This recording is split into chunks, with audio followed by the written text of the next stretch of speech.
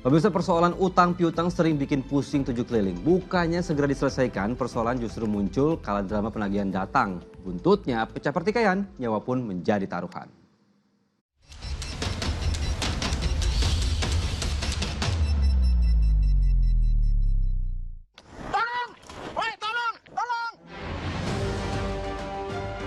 Sungguh malang nasib si penagih utang.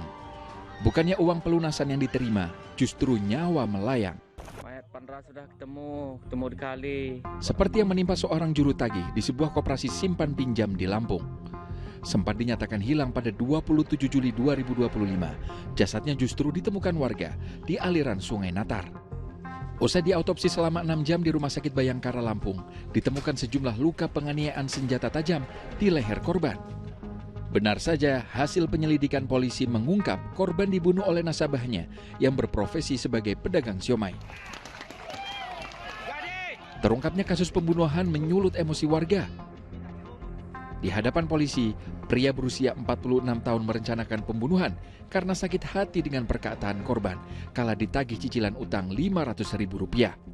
Terjadi cekcok di situ, ada perkataan yang disampaikan yang mungkin menyinggung perasaan dari si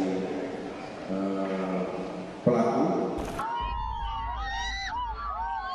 Perilaku keji juga dilakukan dua ibu rumah tangga di Cilegon, Jawa Barat usai membunuh teman arisannya.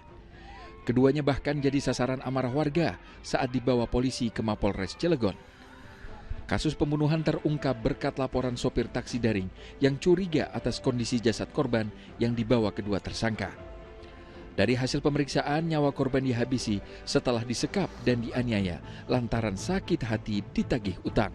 Jadi korban ini memberikan pinjaman uang kepada para pelaku senilai 10 juta rupiah, namun telah dikembalikan sebanyak 3 juta rupiah.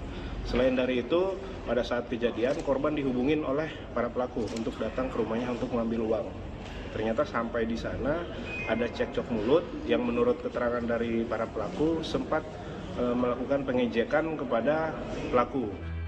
Tindakan kekerasan oleh orang yang berhutang kepada penagih utang disinyalir memang sengaja dilakukan. Tindakan keji itu dilakukan karena berniat tak mau melunasi utang.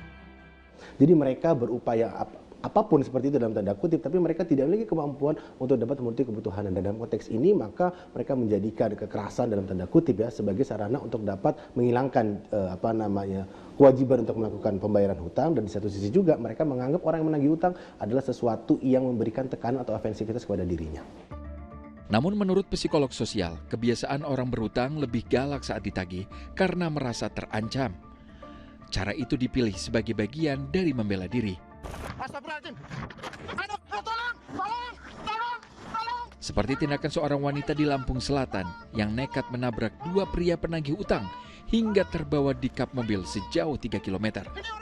Orang yang berhutang itu ketika dia gagal atau dia nggak bisa membayar hutangnya, dia akan timbul rasa malu, marah, kemudian putus asa.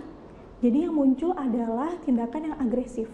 Apalagi dia juga sadar dia nggak mampu untuk bayar hutang. Tapi dia mau melindungi dirinya nih, ada banyak hal yang harus dilindungi dari dalam dirinya dia gitu. Makanya yang muncul mekanisme pertahanan dirinya itu untuk melawan. Untuk itu penting pengelolaan keuangan agar tidak besar pasak daripada tiang. Namun bila utang tak bisa terhindarkan, perlu kiranya kesepakatan pelunasan dari dua belah pihak.